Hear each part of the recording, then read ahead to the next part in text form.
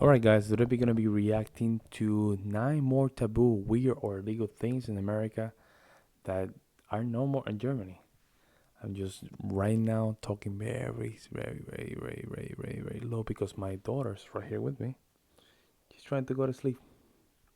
So gonna try my best to make sure we can do this together. Let's jump in.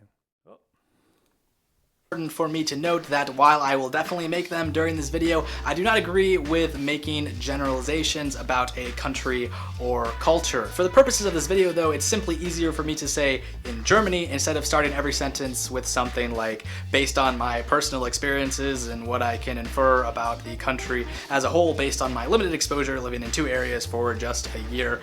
Insert topic here. But first, I'm going to be talking about some things that people brought up in the comment section of my last video. First is going to be the Autobahn and how in Germany it doesn't have a speed limit, or at least certain sections of it doesn't have a speed limit. Of course, here in the US, we don't have any roads. So it seems that the Autobahn has a lot of controversy and a lot of misconceptions That don't have speed limits. Unfortunately, the fastest you can go, and you guys are gonna love this, is in Texas with a high of 85 miles an hour, which roughly translates to 137 kilometers per hour. So the state that allows you to carry a sword in public also has the fastest highways. In my opinion, it only makes sense. Another interesting comment was prostitution, how it's legal in Germany and illegal in the US, with the exception of the state of Nevada, which has several counties that are allowed to have brothels, but of course outside of those brothels, prostitution is still illegal everywhere else in the state. Something else that came up a few times was the age of consent, which from everything I've seen is 14 in Germany, while in the US that's going to be between 16 and 18 depending on the state. And that's of course depending on the state, right? And I think in Florida it's 16. That is interesting. And I have no doubt that one is riddled with technicalities and unique situations on both sides. And finally, we have the Kinder Überraschungseier, or the Kinder Surprise Egg, which was brought up several times in the comments section. And of course, it is illegal in the United States. That's because the 1938 Food, Drug, and Cosmetic Act, which in short says you can't have a non-food item inside of a food item if you cannot see the non-food item, and it's a bunch of garbage. I think we should have them, and I'm really mad that we don't. And that is my 2 cents on the matter. All right, so the first thing from my list is going to be taking a gap year, and this one's pretty straightforward. In the United States, in my experience at least, it seems extremely taboo for US students to take a year off between high school and college and do something non-college related. I think a part of that goes true. back to high school. That's true. I see like everybody trying to push you to do college stuff. So that's true. Where it's drilled into our heads that you have to go straight from high school to college, and there's not a lot of room for pit stops. However, in Germany, that didn't seem to be the case, and gap years didn't seem to be taboo at all. A lot of people that I worked with or that I knew had taken a gap year. You know, they'd gone off, seen the world, gained some real world experience, and really developed as a person. However, it is important to note perhaps that for students in the US at least, taking a gap year to go travel Europe or something would be extremely expensive. College is expensive enough, and for some people it makes sense that it wouldn't be financially feasible. In Europe, of course, it's easy to get around and you're right next to all those other countries, so that could be a reason for it. Now, I don't know enough about either education system to get really technical with any of this, but like I said, I feel that the expectation of American students is college or bust, essentially. There's such a large, clear push from schools to go to a 4-year liberal arts university that other... Well, it's a false sense of security. That's what it is, in my personal opinion. It's a false sense of security. It might be the same in a lot of part of the world. Now, not only in the United States. We're talking about the United States, but it might be there. It might be like that in many other countries. So options are largely overlooked, such as like a technical college or a vocational school. So what I thought was really interesting about Germany is that institutionally there were other options for students, and students were aware of these other options. And attending a vocational or technical school was not taboo, or at the very least, not as taboo as in the United States. So for this story, we're going back to my first couple of weeks in Germany. I had just arrived at my new host family's house. It was 1 o'clock in the morning.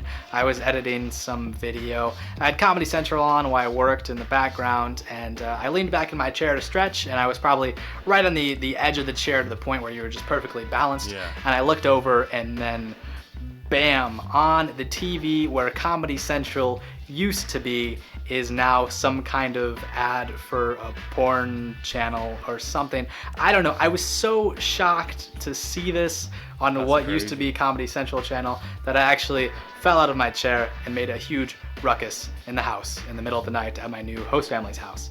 Of course, throughout the year, I got more used to seeing nudity, in public and magazines and on TV and stuff like that. It was so weird at first because that is something that is, very taboo and very uncommon in the U.S.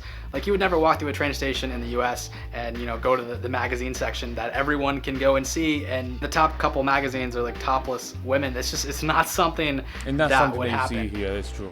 So non-cash transaction methods are extremely popular in the US. Anything you need to buy throughout the day, you can likely use a card of some sorts or like Apple Pay or something. We're just not that much of a cash culture as I felt was the case in Germany.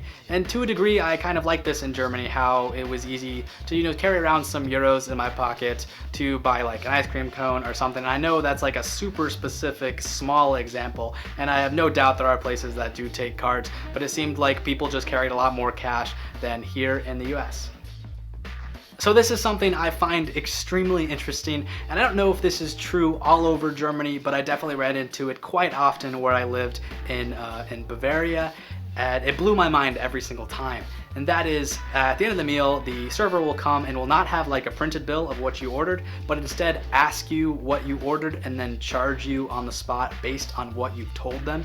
And that's such an amazing degree of trust that I do not think that American restaurants would extend to their customers. We're not there, nah. So if you're in America and you do not tip your server, you are doing it way wrong. You see, here in Freedom Land, it's entirely customary to tip your server, 15 to 20%. Tipping is such a big deal that sometimes Some if places, I'm bro, some unsure, places they're asking you 50 to 75.